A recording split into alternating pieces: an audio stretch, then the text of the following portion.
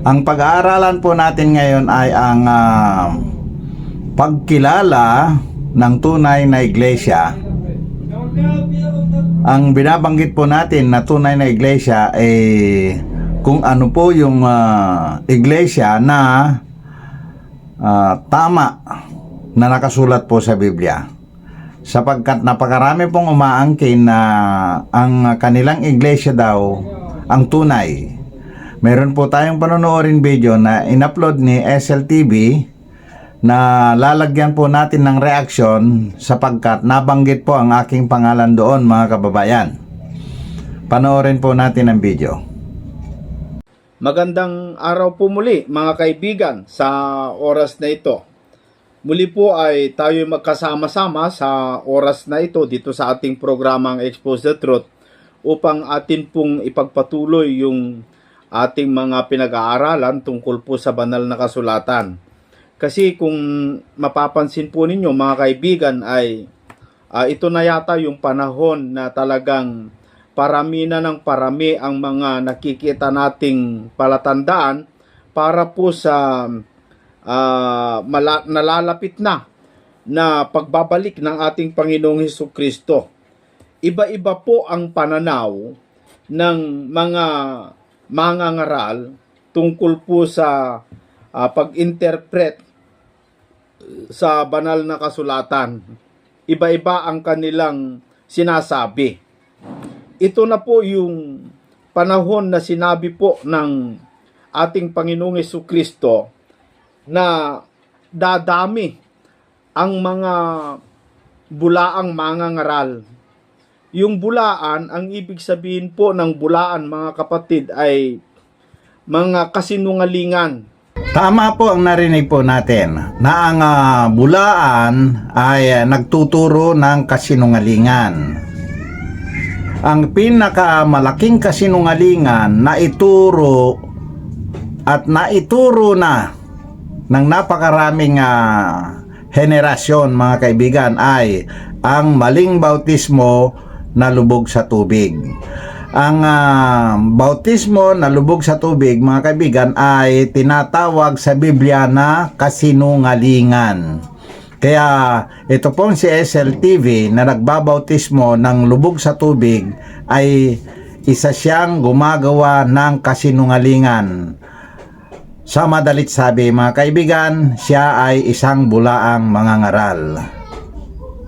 Para sa akin, hindi po yun masama kung ikaw ay magkamali sa pag-interpret ng Biblia. Hindi po masama kung ikaw ay magkamali sa pagkaunawa. Sinabi po niya mga kababayan na hindi daw masama kung magkamali ka sa pangunawa o interpretasyon sa Biblia. Okay lang daw sa kanya yon. Mga kaibigan, kung kinasihan ng Diyos yung mangangaral ay malamang hindi po magkakamali. Hindi daw masama kung magkamali ka. Malamang kung ang pagkakamali mga kaibigan ay pagkakamaling pinapatawad. Ang pagkakamaling pwedeng patawarin ng Diyos mayroon.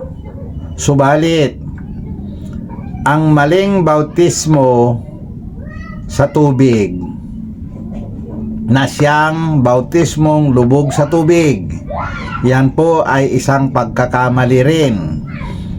Isang pagkakamali na nagdudulot ng kasalanang hindi pinapatawad ng Diyos. Kaya sila po lahat na nagbabautismo ng lubog sa tubig ay nagkakamali at nagkakasala ng hindi pinapatawad ng Diyos. Yan po ang masasabi ko na itututol ko doon sa kanyang sinabi mga kaibigan, sapagkat kung ang pagkakamali ay kayang patawarin, pinapatawad po yan ng Diyos. Pero kung ang pagkakamali ay bautismong lubog sa tubig, hindi na po iyan patatawarin. Maliban lamang po kung ang nabautismohan ng lubog sa tubig ay magsisi at magpabautismo naman ng tamang bautismo na bautismo sa tubig na ibinubuhos. Ang mangyayari po niyan ay mapapatawad yung bautismo na lubog sa tubig. At kapag ito po ay iyong nalaman, nakita ang mas katotohanan, bawiin mo. Para sa akin, hindi po yun masama.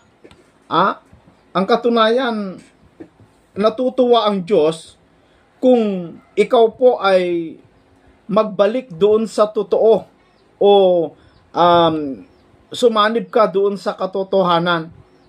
Kaysa yung nakita mo na nga na mali, ipinagpapatuloy mo pa, nakikita mo na nga, ipinapalusot mo pa.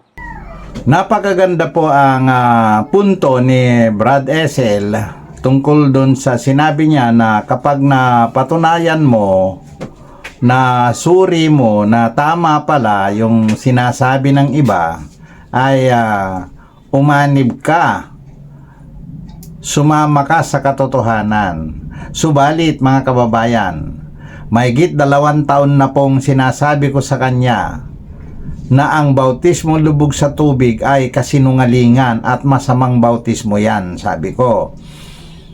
Subalit mga kaibigan, nagpapatuloy naman siya na gumagawa ng kasinungalingan pa rin hanggang sa ngayon. Mga kababayan, ang aking sinasabing bautismo na mabubuhos ay yan po ang tamang bautismo na ibinigay ng ating Panginoong Esokristo. Ang bautismo na lubog sa tubig, yan po ay ibinigay ni Apostol Felipe doon sa bating. Mga kababayan, kapag ganito po ang pananalita ni Brad Essel na nakakapagsalita nga po siya, tama, pero hindi naman po niya ginagawa. Ngayon, sino po ba ang makakapagpabago pa kay Essel? Baka wala na pong makakapagpabago sa kanya sapagkat nakapagsimula na siya na nagtayo ng sarili niyang sekta. Kung tama po na siya ang nagtayo.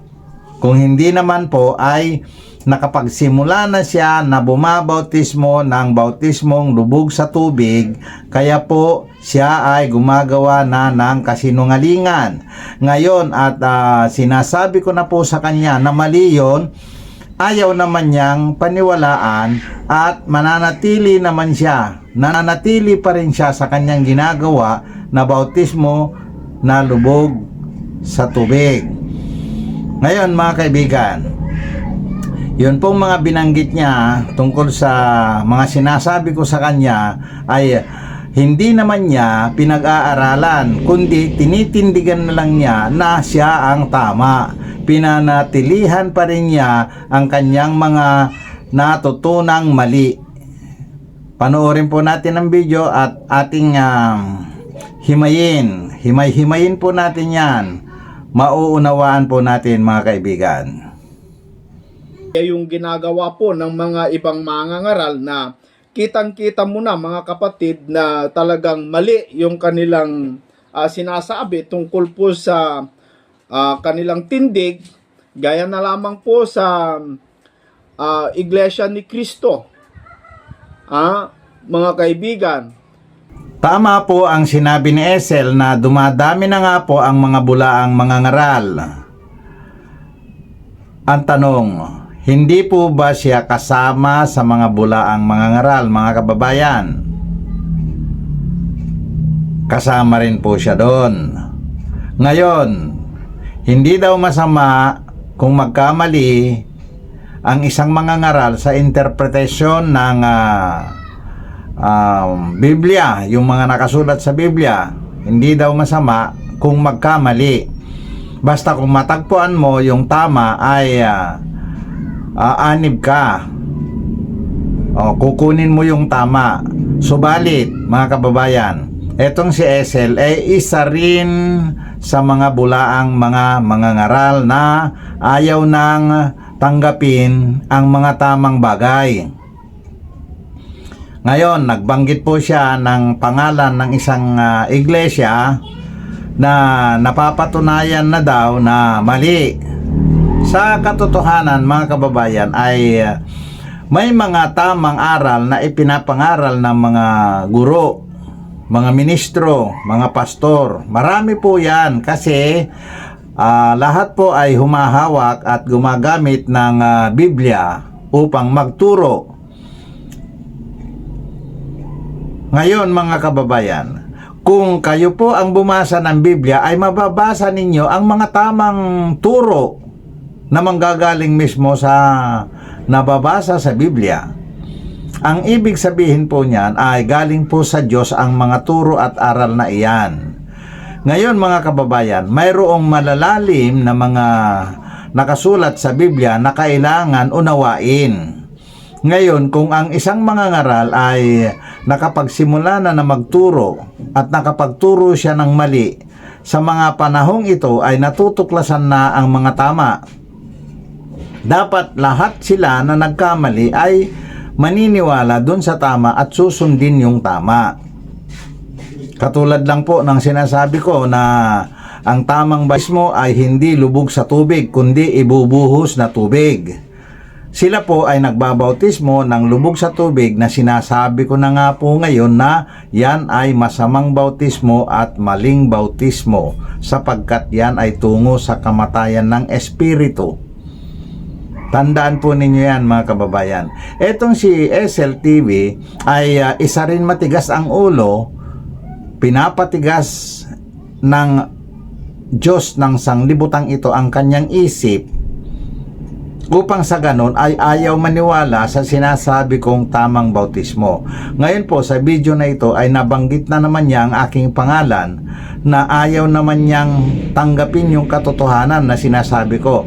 At ang pinakamaganda po sana na mangyayari dyan ay paakyatin niya ako sa channel niya at talakayin namin ang mga bagay-bagay na dapat niyang unawain. Ganun po dapat ang mangyayari. Ngayon po, magkakahiwa-hiwalay na po lahat ang paniwala ng mga guro, mga ministro, mga pastor at hindi sila magkakasundo-sundo. Pati sa akin. Kapag nakita ko naman na mali sila, siyempre hindi na po ako kakampi sa kanilang maling gawa, maling paniniwala, maling interpretasyon. Ngayon po, meron po akong sinasabi naman na tama, ayaw naman nilang paniwalaan. So, ganun na lang po ang mangyayari. Magkanya-kanya ayon doon sa sarili at kanya-kanyang pangunawa.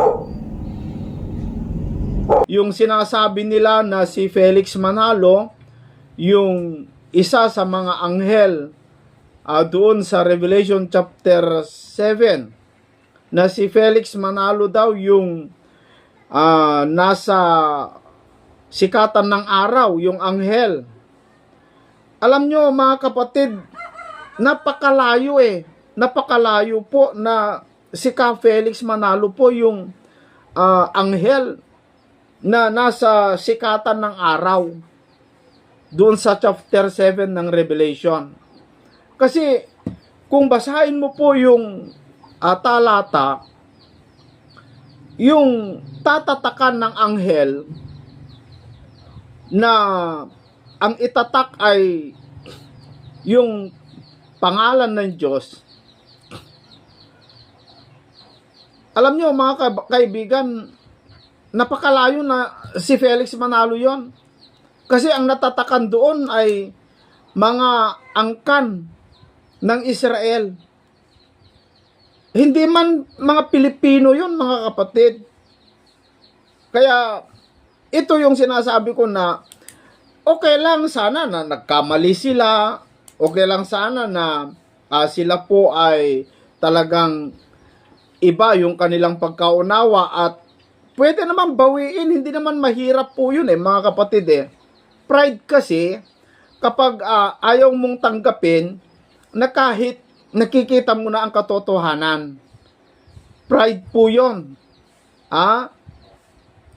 Pagmamataas po yun. Iba-iba po ang kanilang pagkakaunawa. Gaya na lamang po yung mga ibang mangangaral na tulad ni kapatid na Dajon. Yung isa sa nagko-comment sa atin, mga kaibigan. Ayan na po mga kaibigan. Narinig na po natin na binanggit niya ang aking pangalan.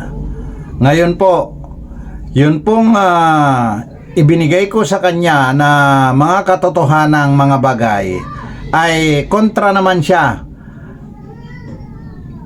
Etong sinabi niya na pride po yun, sabi niya, siya ngayon tong may pride. Nagmamataas na kahit na mali na po siya, ayaw niyang tanggapin ang tama.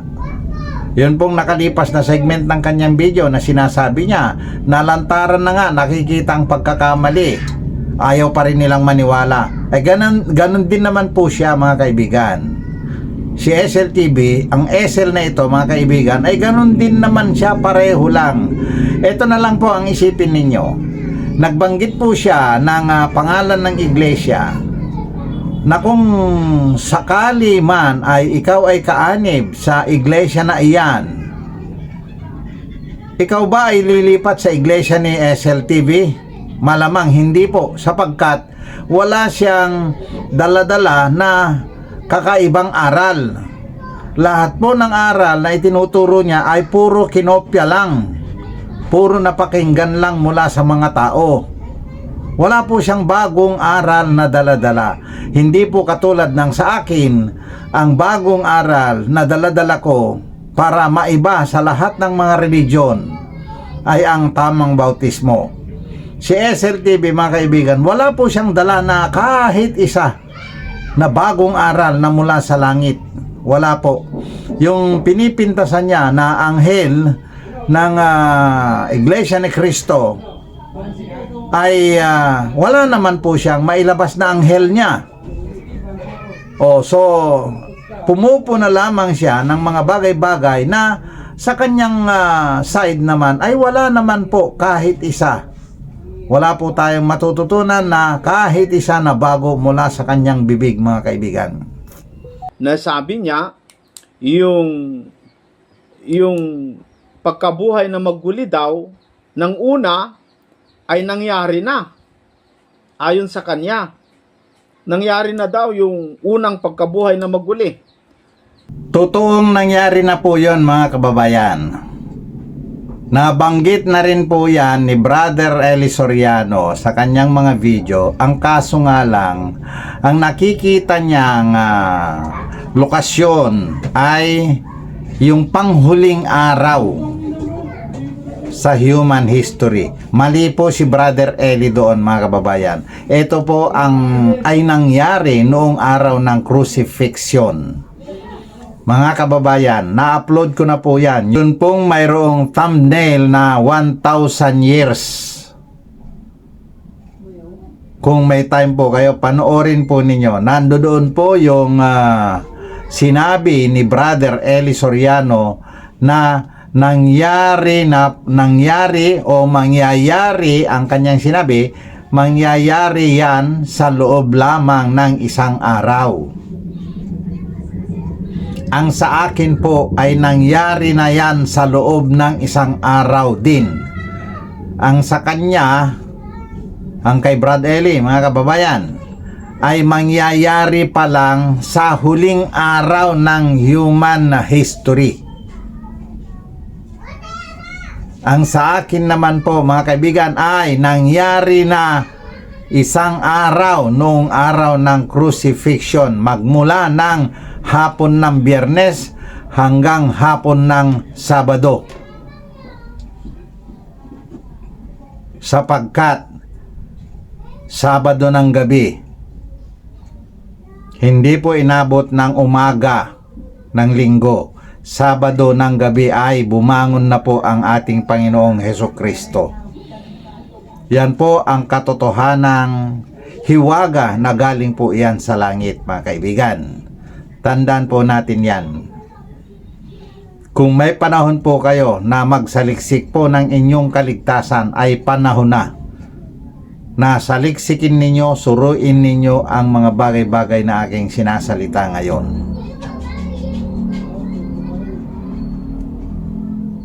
At yung rapture daw, kasalukuyan, na para sa kanya yung rapture, kapag namatay ka, dadalhin ka agad ng mga anghel dun sa hukuman, hatulan ka. Ganon ang rapture para kay kapatid na Dajon, mga kaibigan. Mga kaibigan, sa puntong ito po ay nagsimula na pong maggawa-gawa ng mga istorya si Brad Essel. Gumawa na po siya ng fabricated stories mula dun sa aking mga sinalita na narinig niya, mga kaibigan. Ang sabi ko, nung kami nagtatalakayan, ang rapture ay nangyayari na. Ngayon po, dinugtungan niya na dadalhin daw kaagad-agad ng mga anghel at hahatulan. Ang Essel na ito, mga kababayan, ay gumagawa na ng fabricated stories. Nakita nyo, yan po bang mga ngaral na yan, mga kaibigan, ay katanggap-tanggap ang kanyang mga aral na ganyan. Tandaan po natin yan, mga kaibigan. Ang sabi ko po, ang tao kapag namatay, hindi po aabutin ng 1 linggo. Sa ika-4 na araw ay nandoon na siya sa langit. Hindi po rapture ang sinasabi ko, mga kaibigan. Ang tao po kasi kapag nalagutan na ng hininga sa loob lamang ng 4 na araw ay nasa ikalawang langit na po ang kanyang espiritu. Nakasulat po yan sa Biblia. Subalit, yung rapture naman, ang aking paliwanag naman po ay nangyayari na, sabi ko. Ang pag-aagawan nangyayari na.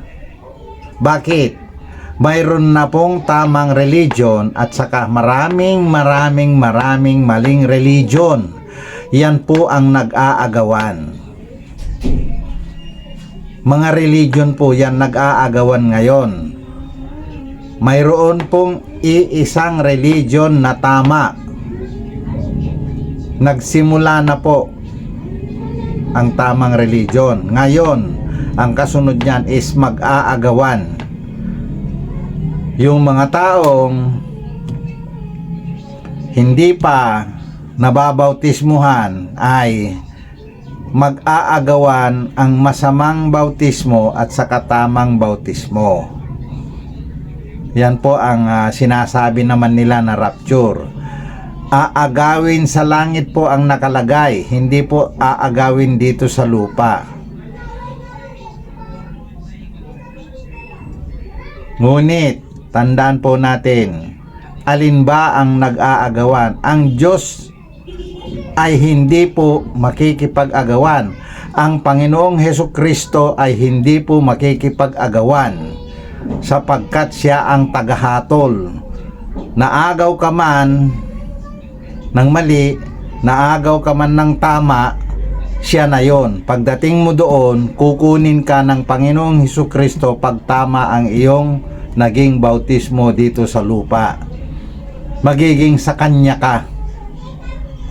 Ngayon, kung mali ang bautismo mo dito sa lupa, kahit na mayaman ka pa, kahit na pastor ka pa, kahit napakatalino mo pa, hindi ka magiging sa Kanya. Saan po nag-aagawan? Dito po sa lupa yan, hindi po yung sa langit man or whatever. Kaya nga nakalagay po sa Biblia na sasalubungin tayo sa alapaap. Sino yung mga sasalubungin sa alapaap? Yan po ang mga katanungan. Itong si Brad Essel na ito na gumawa na siya ng fabricated story niya. Lumabas na tuloy ang kanyang kulay. Hindi na po niyan mababago yan, mga kababayan. Magpapabricate na yan. Tuloy-tuloy na po yan, mga kababayan. Ngayon, hintayin na lang natin po yan. Napaluin ng Diyos yan. Papaluin din yan Lilipulin din yan katulad ng paglipol ng Diyos kay Brother Eli Soriano, mga kaibigan. Dahil gumagawa siya ng fabricated na istorya. Tandaan po natin yan, mga kaibigan. May hangganan din yan. May hangganan din yan. Kaya po ako, nag-iingat po ako na sana huwag akong makapag-fabricate ng kwento. Sapagkat yan ay counted lahat yan sa aklat ng buhay. Bagay na hindi po totoo 'yon. Yan ay mga kabulaanan na masaya po ang Diyos kung tatanggapin mo yung totoo eh. Iwanan mo yung mali, napakasaya po ang Diyos. Kasi yun po yung gusto niya eh. Yun po yung gusto niya. Kasi sabi niya dito sa libro po ng Kawikaan, sa chapter 1, dito po sa versikulo 23, magsibalik kayo sa aking saway. Kung atin pong uunawain itong talata, mga miyembro po mga sumasampalataya ang pinagsasabihan na magsibalik kayo sa aking saway. Ibig sabihin, minsan naliwanagan ito pero nalingat, naiglip, nahiwalay. Kaya ang sabi ng Diyos, magsibalik kayo sa aking saway. Narito aking ibubuhos ang aking espiritu sa inyo at ipakikilala ko sa inyo ang aking mga salita. Ayan na po mga kababayan, nabasa na po niya ang isang talatang sumusuporta sa mga sinasabi ko, mga kababayan, na ang bautismong tama ay ibubuhos, hindi po ilulubog. Andyan po, nabasa na po niya. Kung bakit hindi po ako masyadong nagbibigay ng mga talata, sapagkat hinihintay ko po na sila po mismo ang makabasa ng mga talata na iyan. Tandaan po natin, Kawikaan 1:23. Basahin po natin, mga kababayan.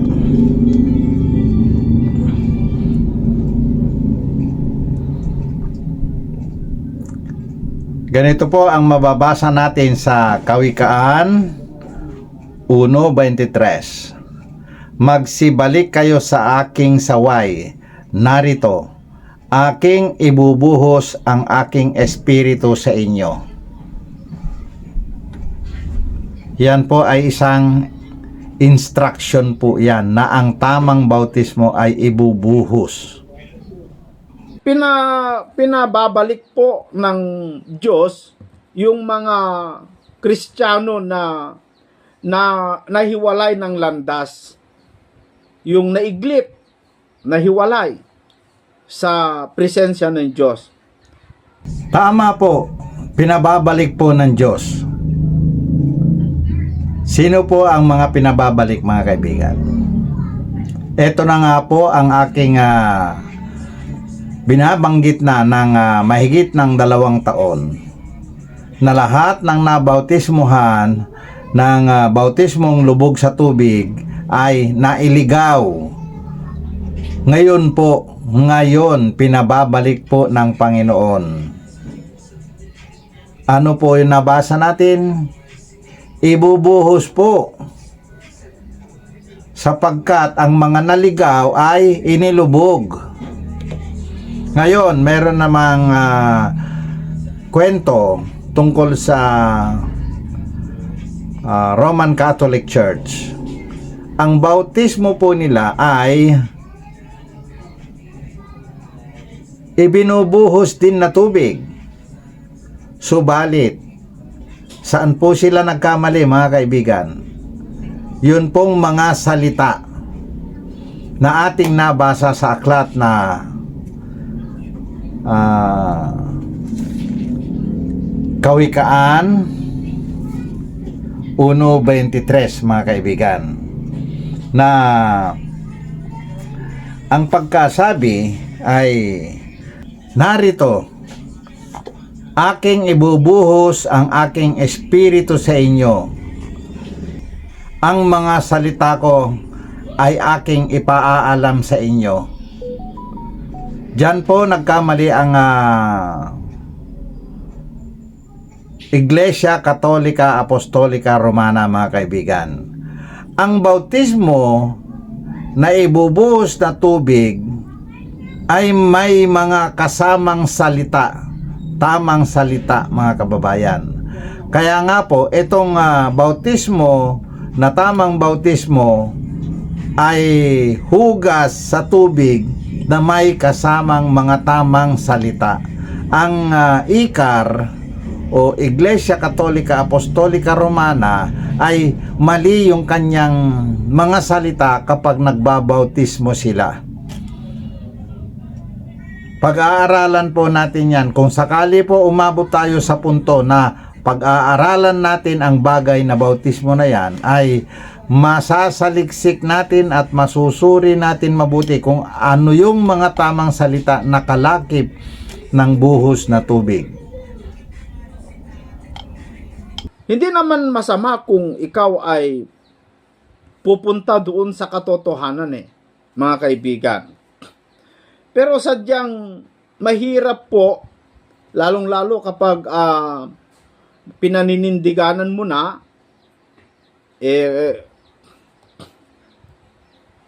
yun po kasi mga kaibigan ay pride po kasi yun no? Pero bakit tayo hindi naniniwala na ang pagkabuhay na maguli ng una ay nangyari na? Kasi sa mga iba kasi, mga kapatid, noong namatay ang Panginoong Hesukristo, nung namatay ang Panginoong Hesukristo, kung matatandaan po ninyo, may mga nabuhay. Nung namatay ang Panginoong Hesukristo, may mga nabuhay doon sa mga libingan. Nagmula sa kanyang bibig, mga kababayan at mga kaibigan, na may mga nabuhay na mula sa libingan noong nalagutan ng hininga ang ating Panginoong Hesukristo. Meron po siyang nababasa at mayroon din tayong mababasa sa Biblia, mga kababayan, na nangyari na nga po yung unang pagkabuhay na maguli. Narinig po natin sa bibig mismo ni Esel na may mga nabuhay noong nalagutan ng hininga ang Panginoong Hesukristo. Sa madalit sabi, mga kababayan, nangyari na po yung unang pagkabuhay na maguli. Si Brother Eli Soriano ay hindi nabuksan sa kanyang mga mata, hindi nabuksan sa kanyang pangunawa at isip at puso na nangyari na ang ang unang pagkabuhay na maguli. Nangyari na po yan. Yan po ay matagal ko nang ipinamamahagi sa aking mga oras na pagkikipagtalakayan. Ang kaso, lahat po sila ayaw maniwala. Bakit po? Mahigit 2,000 taon na po kasing ipinapangaral yung aral na iyan. Pinagpapasapasahan na po yung aral na yan na hindi pa daw nangyari ang unang pagkabuhay na maguli. Ang sinasabi ko po ay nangyari na. Bakit ko po sinasabi? Nabasa ko po sa Biblia yang binabanggit ni Esel na iyan ngayon. Madalas po nilang tinatanong sa akin kung saan daw mababasa sa Biblia. Sabi ko, ang aking isinasagot, mga kaibigan, basahin ninyo ang buong Biblia at makikita ninyo. Ngayon, nakita na ni Brad Esel Sinasabi na rin niya ngayon na may mga nabuhay noong nalagutan ng hininga ang Panginoong Heso Kristo. Katotohanan po yan, aral yan mula sa langit. Sino po ang nagpasimulang nagsalita tungkol sa bagay na yan, mga kaibigan? Malamang ako po, sapagkat sa mga naunang mga ngaral, mga naunang pastor, ministro, ay wala pa po akong narinig na ganyan ang sinasabi. Lahat po sila, ang sinasabi po nila ay hindi pa raw nangyayari ang unang pagkabuhay na maguli. Subalit mga kababayan, ngayon po nabasa na rin ni Esel na nangyari na po pala ang unang pagkabuhay na maguli. Ngayon, binanggit po niya na kung bakit hindi daw siya naniniwala na nangyari na ang pagkabuhay na maguli.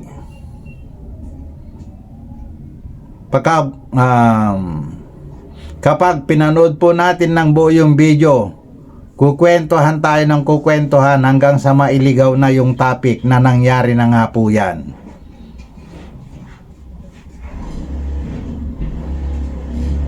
Sabi dito sa Mateo 27, sa versikulo 51, at narito ang tabing ng templo'y nahapak na nagkadalawa buhat sa itaas hanggang sa ibaba, at nayanig ang lupa at nangabaak ang mga bato. Ito yung nung namatay ang Panginoong Hesukristo, niyanig kasi ang mundo, nabaak yung mga bato, pati yung templo doon sa loob ng yung kurtina doon sa loob ng templo ay nahati, nagkadalawa mula sa itaas hanggang sa ibaba. Simbolo po yon ng pagkabukas ng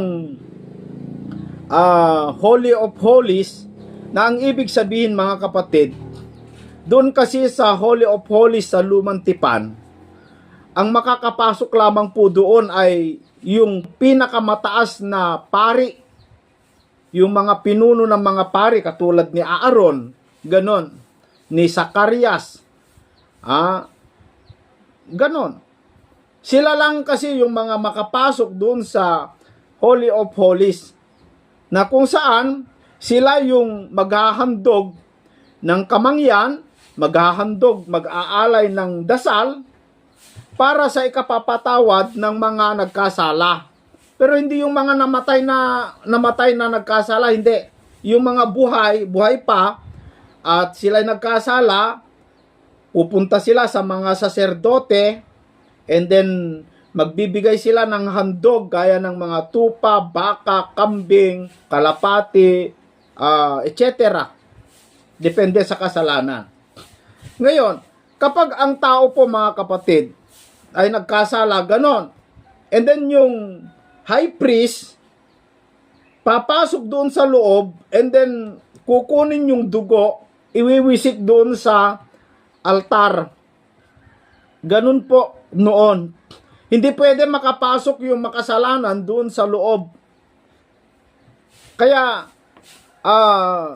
sabi po dito sa libro po ng Hebreo, at ayon sa kautusan, ay halos masasabi kung lahat ng mga bagay ay nililinis ng dugo, at maliban na sa pagkabuhos ng dugo ay walang kapatawaran. So kailangan para mapatawad yung kasalanan mo, magdala ka ng kambing, tupa, ganon, depende sa sasabihin ng mga saserdote. Ngayon, noong namatay po ang Panginoong Hesukristo, kasi siya po yung naging handog. Naging handog. Sabi kasi dito sa verse 23, kinakailangan nga na ang mga anyo ng mga bagay sa sangkalangitan ay linisin ng mga ito Ngunit ang mga bagay ring ito sa sangkalangitan ay linisin ng lalong mabubuting handog kaysa rito, sapagkat hindi pumasok si Kristo sa dakong banal na ginawa ng mga kamay, na kahalintulad lamang ng tunay, kundi sa talagang langit, upang humarap ngayon sa harapan ng Diyos dahil sa atin. So, si Kristo po, hindi man pumasok doon sa kabanal-banalan na ginawa ng kamay ng tao doon sa Holy of Holies, sa templo, sa lumang tipan. Hindi man doon siya pumasok upang maghandog ng handog na susunugin, kundi mismo sa langit na po siya pumasok. At ang kanyang dugo ang iwinisik doon sa altar para sa kapatawaran ng tao, mga kaibigan. At yung pagkahandog na yun po ay magpakailanman, hindi na po kailangan ulit-ulitin. Sa lumang tipan kasi, taon-taon ulit-ulitin yon. Pero kay Kristo, hindi na, minsan lang at magpakailanman.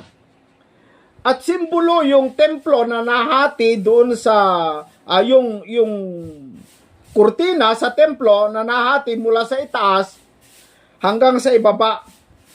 Ang ibig sabihin, ang tao po, mga kapatid, hindi na kailangan ang high priest o mga pare para tayo ay dudulog at maghihingi ng kapatawaran sa Diyos. Hindi na kailangan. Yan ang pagkakamali ng mga Katoliko. Kasi tinubos na tayo ni Kristo, pwede ka na ikaw na mismo lalapit sa Diyos, manalangin ka sa Diyos, hihingi ka ng kapatawaran, papatawarin ka na ng Diyos. Yun ang simbolo ng pagkahati ng kurtina, yung tabing doon sa templo, mga kapatid. Wala na po yon. Hindi na kailangan yung ginagawa po ng mga Katoliko na mag-confess doon sa pare, and then yung pare naman ay patatawarin. Wala na po yon, hindi na. Wala na, tinubos na tayo ni Kristo. Open na po ang templo, pwede ikaw na mismo. Hindi na kailangan ng mga priest, mga kapatid. No? And then, noong namatay po ang ating Panginoong Jesucristo, nahati po yon. At hindi lamang po yon, kundi pati po dito sa verse 52, sabi dito, at nangabuksan ang mga libingan at maraming katawan ng mga banal na nangakatulog ay nangagbangon. At paglabas sa mga libingan, pagkatapos na siya'y mabuhay na maguli, ay nagsipasok sila sa bayang banal at nangapakita sa marami. Yan.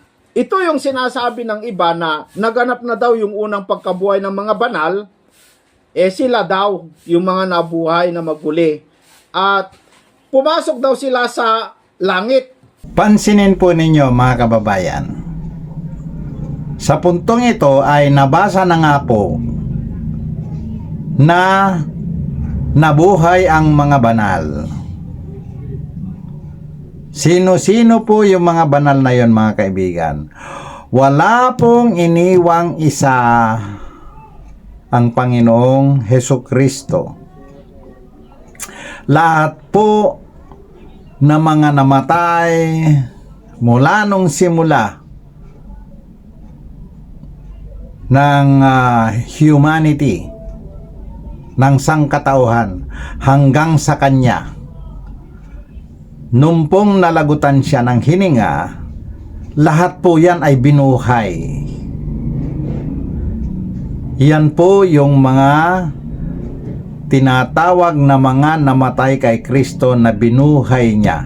Yan po ang tinatawag na bihag.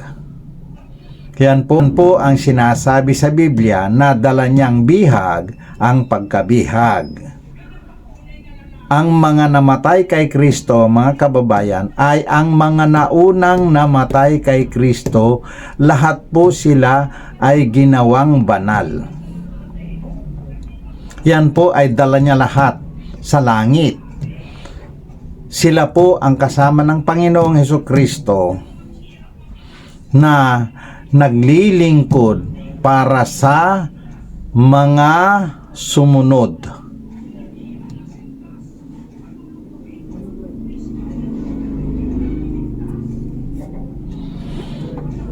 Nakasulat din po sa Biblia na maglilingkod ang nakakatandang kapatid sa nakakabata. Maraming beses po yan na nakasulat sa Biblia. Yung paniniwala po ni Brad Esel na hindi pa daw nangyari ang pagkabuhay na maguli, ngayon ay nabasa na niya, mga kaibigan.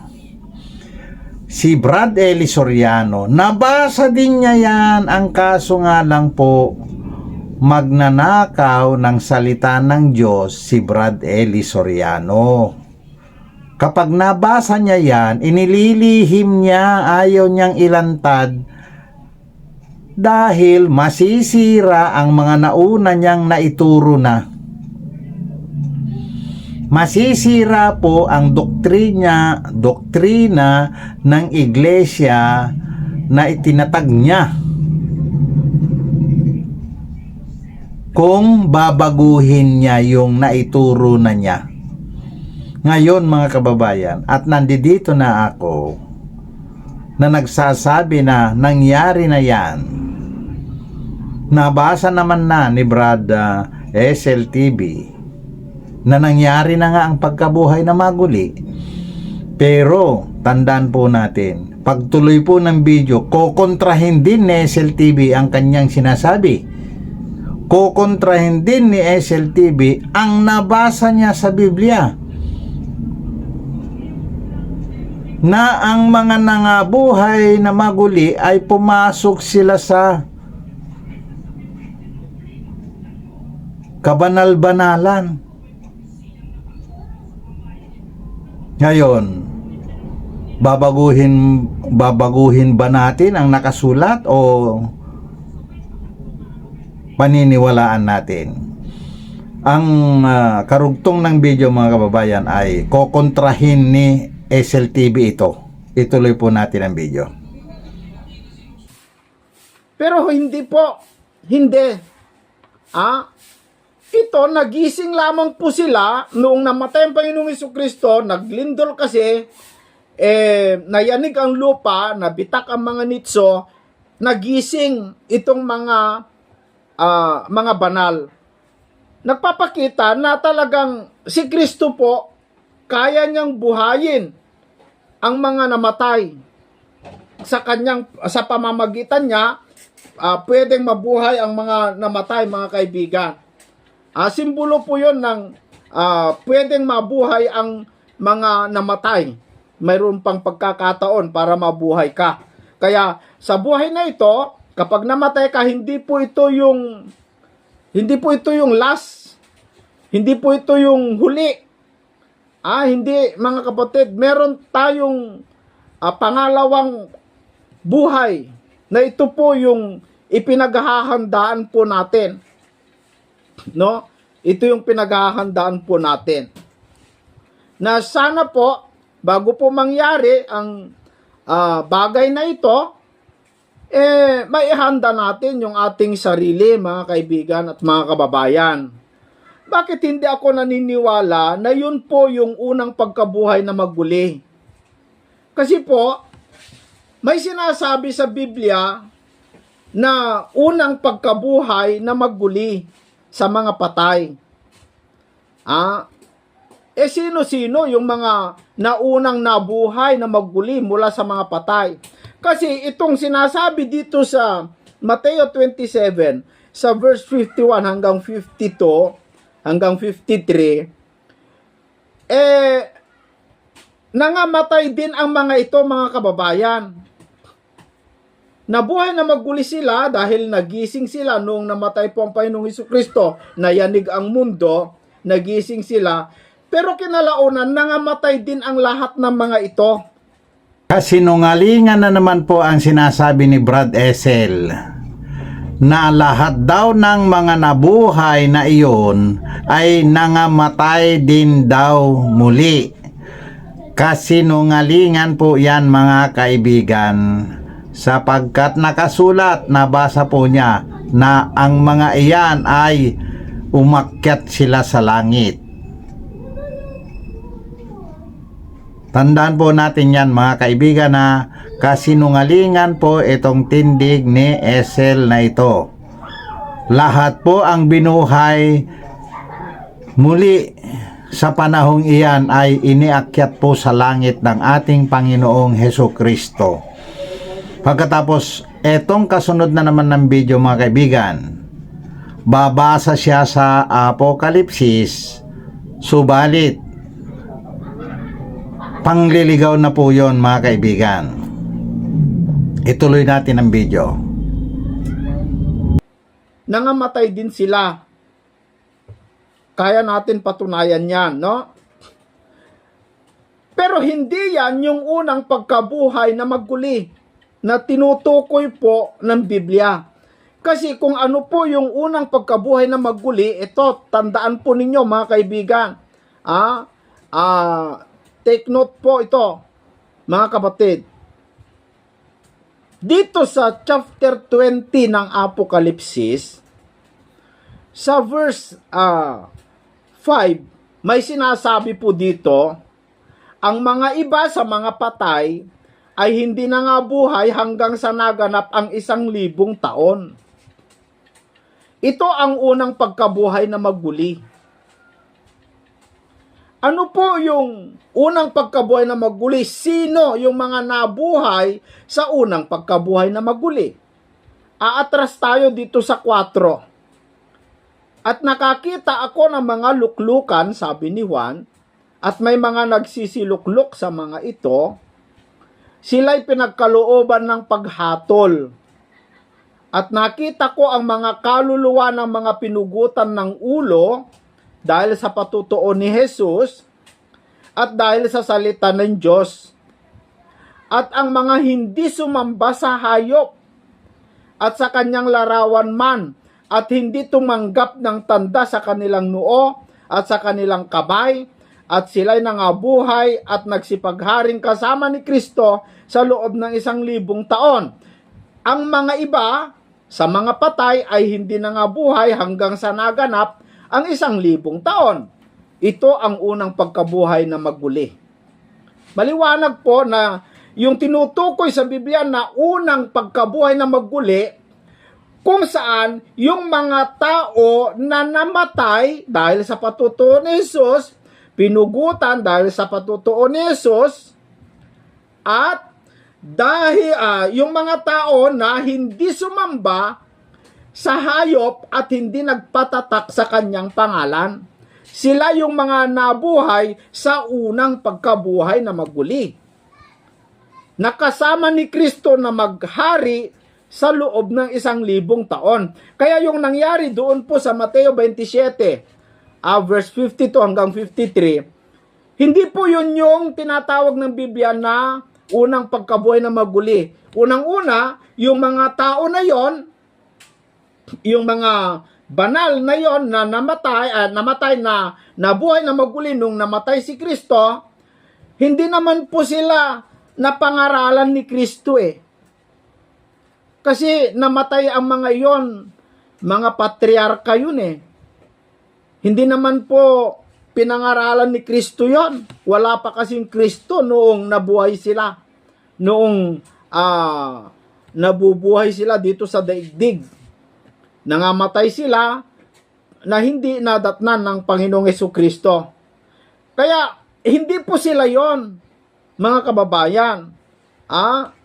Yun po dapat sana ang maunawaan ng mga naninindigan na naganap na ang unang pagkabuhay na maguli, at yun daw ay noong namatay ang Panginoong Hesukristo. Mga kaibigan, Huwag ho kayong padaya kahit kanino man. Itong si Brother Esel ay gumagawa na naman po ng pandaraya. Binasa po niya ang 4 at saka 5 ng Revelation 20. Ang 5 po nakalagay, ang mga iba sa mga patay ay hindi na nga buhay hanggang sa naganap ang 1,000 taon. Ito ang unang pagkabuhay na maguli. Mga kaibigan, lahat ng ipinanganak na tao hanggang sa namatay ang Kristo, ang Panginoon Jesucristo, ay hindi lahat sila nangamatay. Subalit kasama po sila sa pagkapanganak na kasama sa mga naunang ipinanganak kay Kristo. Kaya ito po ang sinasabi ng 20 talata 5 ng Revelation. Hindi po lahat, ulitin po natin, ang mga iba sa mga patay, they are considered mga patay. Bakit? Kung maalala po ninyo yung tabing na nahati, kabilang po sila sa kabilang side. Sa left side ng tabing, kabilang po sila. Kasi po, yung right side ng tabing ay lahat ng ipapanganak pagkabuhay ng ating Panginoon Jesucristo. Yan din po ang tinatawag na mga hentil. Ang mga bandang kaliwa, yan naman po ang tinatawag na mga Israelites, mga dituli. Yan po ang sinasabi dyan. Ngayon, yung Revelation 20 verse 4, basahin po natin mga kaibigan. At nakakita ako ng mga luklukan at may mga nagsisiluksok sa mga ito. Sila'y pinagkalooban ng paghatol. Nakita po ninyo, nakita na ni Juan na mayroong pinagkalooban ng paghatol. So may tao sa langit. Pinagkalooban na ng paghatol ang mga ito. At nakita ko ang mga kaluluwa, hindi po kaluluwa yan ha, espiritu po yan, dahil ang kaluluwa hindi po makapanhik sa langit, ng mga pinugutan ng ulo dahil sa patutuo ni Jesus. Mayroon po sa mga unang panahon, may mga pinugutan. At dahil sa salita ng Diyos, may mga salita na rin po ang Diyos doon sa mga nauna pa. Hindi po dito sa after ng crucifixion yan mga kaibigan, before ng crucifixion ito. At ang mga hindi sumamba sa hayop, mas maganda po salin kung halimaw ang nakalagay dyan, hindi hayop. O sa kanyang larawan man, at hindi tumanggap ng tanda sa kanilang noo. Yan po ang sinasabi ko na ang tamang bautismo ay tanda sa noo yan, hindi buhos sa katawan. Ang mga hindi tumanggap ng tanda sa kanilang noo ay before Jesus Christ. Lahat po yan tao before Jesus Christ. Lahat po yan ay hindi tumanggap ng tanda sa kanilang noo. Bakit kaya ganon mga kaibigan? Ang bautismo kasi, yan ang batas.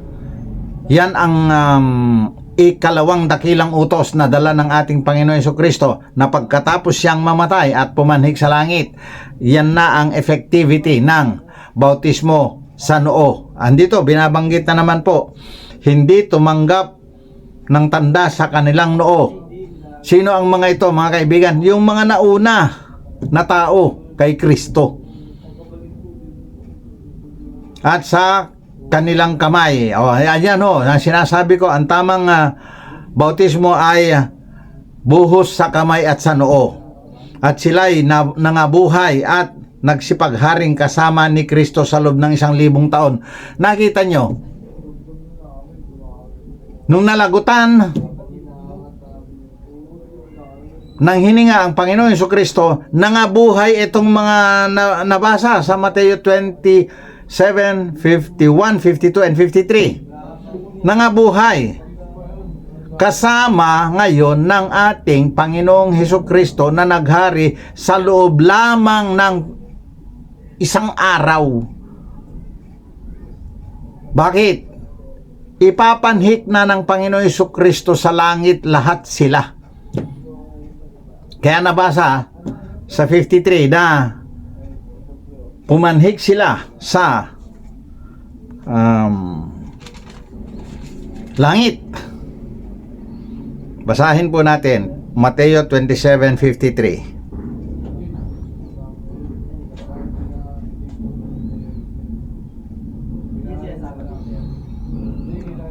At paglabas sa mga libingan pagkatapos na siya ay mabuhay na maguli, ay nagsipasok sila sa bayang banal at nangapakita sa marami. Nakita po natin itong talata na ito. Kasama po niya na pumasok sa bayang banal. Saan po ba yung bayang banal na pinasok ng ating Panginoon Jesucristo? Sa Jerusalem ba? Sa Israel ba? Dito sa lupa? Hindi po. Ang bayang banal na sinasabi dyan ay sa langit.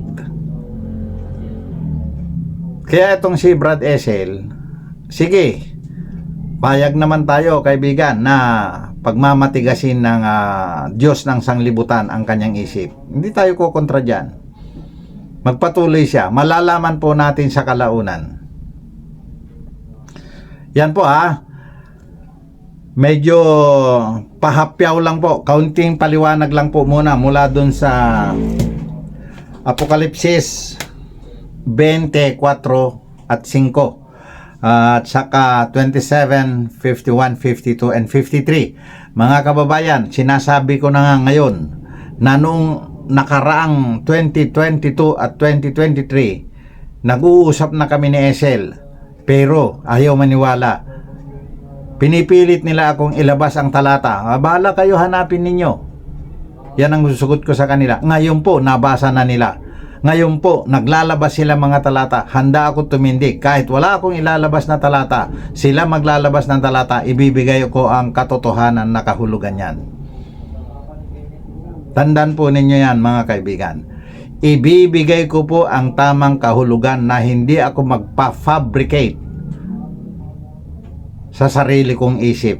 Sapagkat ang mga aral na ito, mga kababayan, ay aking tinanggap mula sa banal na espiritu na nakasulat sa Biblia. Hindi ko po sariling karunungan ito. Hindi po tao ang nagturo sa akin o hindi ko nakopya kay Eli Soriano ito. Nabasa ko po mismo sa Biblia. Yan po ang aking inihahayag sa inyo ngayon. Meron po kayong pagdududa, pwede naman ito linawin pwede naman itong usisahin, and then atin pong lilinawin, mga kapatid. Kasi sa panahon natin, ang ginagawa natin ay nag-aaral ng salita ng Diyos, pinapatunayan natin kung ano po yung tamang iglesia ng Diyos. At habang tayo naghihintay sa pagbabalik ng Panginoong Jesucristo, kasi naniniwala ako hindi pa bumalik ang Panginoong Jesucristo o hindi pa naganap yung rapture, mga kaibigan, kasi kung maganap na yung rapture, dapat may mga mabuhay na mula sa mga patay. Wala pa naman tayong nababalitaan na nabuhay At saka kung naganap na, dapat naghahari na si Kristo sa loob ng 1,000 taon. Pero may mga nagsasabi pa rin, mga kapatid, gaya ni Russell Ocampo, na sabi niya na nangyari na daw yung paghahari ni Kristo sa 1,000 years, sabi niya, yung 1,000 taon. Mali daw yung sinasabi natin na 1,000 taon. Dahil sa Ingles ay 1,000 years. Ibig sabihin, hindi sinasabi na 1,000 taon lang, kundi 1,000 years. No? Nangyari na daw yon. at nangyayari pa hanggang ngayon. Dahil nag-umpisaw daw yon, paghahari ni Kristo ng 1,000 taon o ng taon, noong si Kristo ay namatay at nabuhay na maguli, yung mga tumanggap daw sa Kanya, sila daw yung mga tinatawag na pinaghaharian ni Kristo, at naghahari na daw si Kristo sa kanila. Kaya yung mga tao na sumunod o sumampalataya kay Kristo, paghaharian ni Kristo, yun daw ang ibig sabihin na maghahari sa loob ng 1,000 taon. Sila daw yung kasama niya. Kung titignan natin mga kaibigan ay parang totoo, no? Parang tama yung kanyang mga paliwanag tungkol po doon. Kasi kung titignan mo, tama nga naman, no? Kapag ikaw po ay sumuko sa ating Panginoong Jesucristo, ibig sabihin, naghahari na sa iyo. Ganun kasi yung pagka-discuss niya mga kaibigan Kaya matagal na daw naghahari si Kristo, pero sa mga tao lang na tumanggap sa Kanya. Hanggang sa lahat ay mapasuko daw ni Kristo. Yun ang kanyang paliwanag. Pero, wag natin alisin, mga kababayan. Para hindi po tayo malito, maliwanag po dito sa Revelation. Ito po yung ating guide. Para hindi tayo malito na yung kasama ni Kristo na maghahari sa loob ng 1,000 taon, yung mga hindi nagpatatak sa hayop. Wala pa namang hayop na nagtatak, mga kababayan. Wala pa namang hayop na naghari sa buong daigdig at nag-implement ng tatak para yung hindi matatakan ay mapugutan. Wala pa naman Wala pa akong nababalitaan ganon. Maliban lang kung meron na kayong nabalitaan na hindi ko nabalitaan, yun lang. No? Pero para hindi tayo malito, kasi napakaganda yung paliwanag po ng bawat isa. Si Russell Ocampo, mga kapatid, ay maganda yung kanyang pagpapaliwanag tungkol po sa pag-ahari ni Kristo na wala daw magaganap na pag-ahari na katulad yung sinasabi natin dahil nag-umpisa na daw noong si Kristo ay nandito sa lupa at nabuhay na maguli, yun daw ang umpisa ng kanyang pag-ahari. Maganda yung kanyang paliwanag. Pero hindi po tayo malilito hindi po tayo mawawala sa katotohanan dahil mayroon tayong guide na ang pag-ahari ng 1,000 taon, bago mangyari yon, si Satanas ikukulong muna. Ikukulong. Ibig sabihin, walang Satanas habang si Kristo ay naghahari sa loob ng 1,000 taon. Bakit? Kasi si Satanas ikukulong ng 1,000 taon. And then, yung kasama ni Kristo na maghahari sa loob ng 1,000 taon, yun yung mga namatay na pinugutan ng ulo at hindi nagpatatak sa tatak ng hayop. At hindi sumamba sa pangalan ng hayop, sa image ng hayop. Hindi tayo malilito, mga kapatid. Hindi tayo mawawala. Kaya dapat magbase tayo sa banal na kasulatan. Maganda man yung kanilang pananalita, talumpati, pagpapaliwanag. Dapat huwag tayo padaig sa mga magagandang paliwanag. Dapat mag-stick ka, magbatay ka sa salita ng Diyos. Katulad ni Pastor Edwin, ni Bishop Emmy, at yung mga iba pang mga Baptist, mga mangangaral, mga born again. Ang paniniwala nila, mauuna daw ang rapture bago po yung pagtatatak ng hayop. Magaganda yung kanilang explanation, yung kanilang eschatology na sinasabi kung ano-ano yung termino nila. Well, walang problema doon, maganda yon. Pero dapat mag-stick tayo sa Bible. Tama ba na mas mauna ang rapture kaysa yung pagtatatak ng Antikristo? Ang sagot, Revelation chapter 20 verse 4 hanggang 6. Hindi po totoo yon.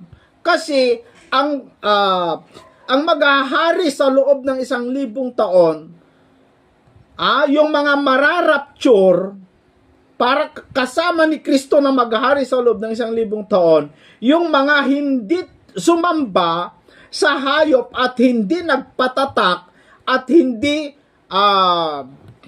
hindi po tumanggap sa tanda ng hayop, mga kaibigan. Doon tayo, wag tayo aalis doon. Yun ang ating guide. Yun yung magtuturo sa atin. Wala naman ibang sinasabi na unang pagkabuhay na maguli, kundi yung Revelation chapter 20 verse 5. Ito yung sinasabi ni Apostol Pablo na pagbaba ng Panginoong Jesucristo mula sa langit, may tinig ng arkanghel at may pakakak ang Diyos, at ang mga namatay kay Kristo ay unang mga bubuhay na maguli. Una, tandaan nyo, may salitang unang mga bubuhay na maguli, nakasama ni Kristo, na maghahari sa loob ng 1,000 taon. Hindi ka po mawawala kung Biblia po yung guide mo. Pero kung sa galing ng mga paliwanag ng mga doctorate daw, mga theologian, alam nyo mga kapatid, huwag magbasa po tayo.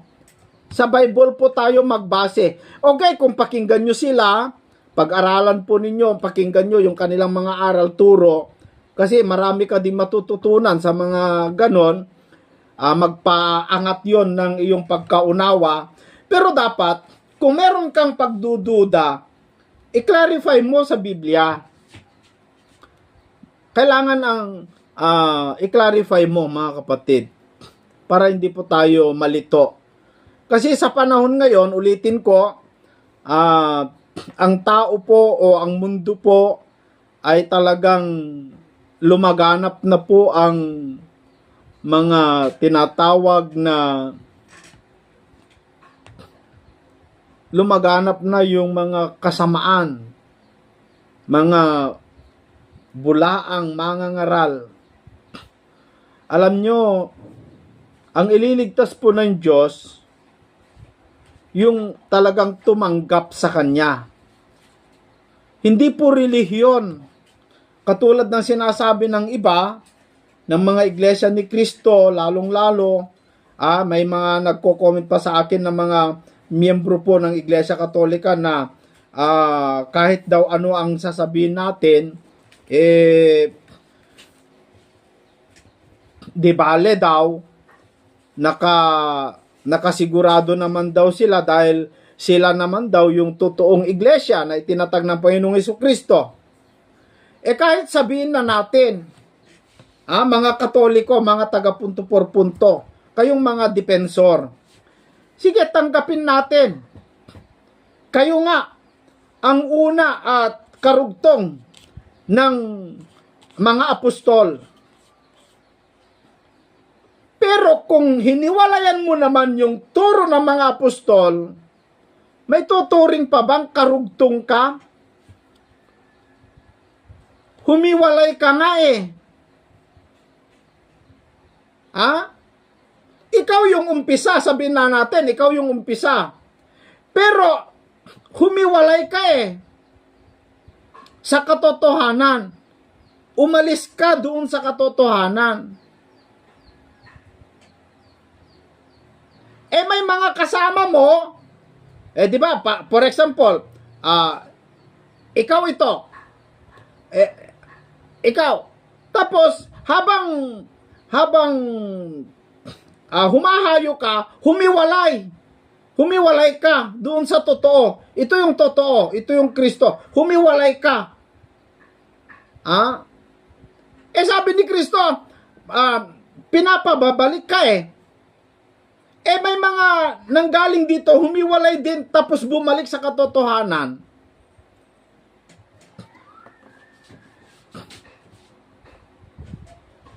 Alam nyo mga kapatid, kahit pa ikaw yung karugtong. Kung humiwalay ka, hindi ka rin ililigtas. Unless na ikaw ay babalik. Ba't nyo pinapabalik ang mga tao sa inyo? Humiwalay na nga kayo Mga kapatid, bakit ko sinasabing humiwalay?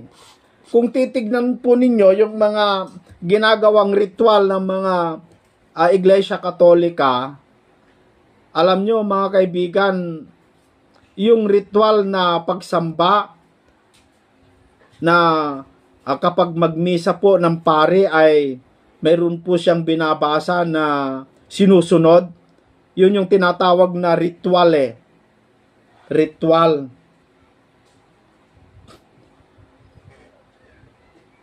Yun yung tinatawag na may sinusunod na pagsamba.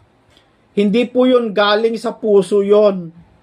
Galing sa Roma yun. Iba yung pagsamba na hindi ritual, iba yung ritual.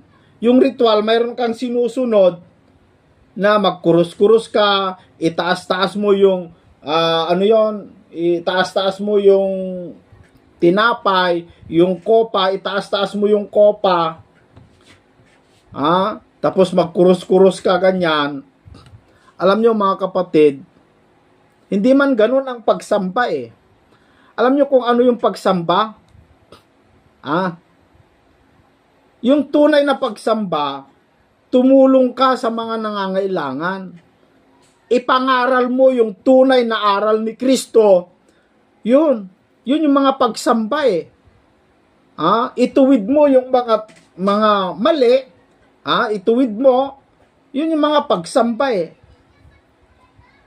Tulungan mo yung mga bao, mga ulila, yung nangangailangan ng katwiran, nangangailangan ng justice. Tulungan mo yun. Yun ang pagsamba, hindi yung magkurus-kurus ka doon na magluhod-luhod sa mga santo, buhat-buhatin mo yung mga santo. Hindi ganun ang pagsamba. Gawa ng mga paganismo yan, mga kapatid. Sana ay naunawaan po ninyo. No? Kaya, napakaganda po na atin pong makita yung mga bagay na dapat nating malaman tungkol po sa banal na kasulatan. At sa pamamagitan po yan ng ating patuloy na pakikinig sa aral ni Kristo, dito sa ating programa mga kaibigan ay tuloy-tuloy po tayo na magbahagi sa mga salita ng Diyos. Tuloy-tuloy po tayo na atin pong mga siya sa atin, yung mga sinasabi ng mga iba tungkol sa katotohanan para lalo nating makita pa yung mga bagay na dapat nating sundan sa ating pananampalataya. Nagpapasalamat po ako sa ating mga kasama dyan po sa comment section, gaya ni kapatid na Milo at yung mga iba pa nating mga kaibigan dyan na nakikipag paliwanagan tungkol po sa katotohanan. Marami po kayong naitutulong sa akin, mga kapatid. Kaya sana po ay ipagpatuloy po ninyo ang pagtulong nyo, pagsuporta po ninyo dito sa ating programang Expose the Truth. Maraming salamat po muli. Hanggang sa susunod po. Mga kaibigan, tinuloy-tuloy na po nating pinanood ang video upang sa ganon ay hindi po tayo maakusahan na nagpuputol-putol ng video, mga kaibigan.